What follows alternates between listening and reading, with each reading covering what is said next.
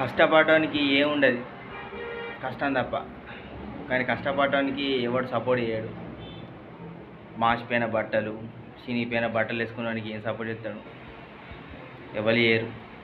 మంచి మంచి డ్రెస్సులు, మంచి మంచి వాచ్లు, మంచి మంచి ఫోన్లు, షూలు మీరు చూడడానికి బిందాస్.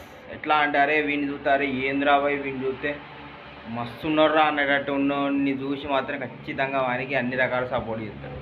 ఎందుకంటే మా దగ్గర ఉందో లేదో తర్వాత లెక్క, కానీ మీ చూడు మాత్రం సూపర్.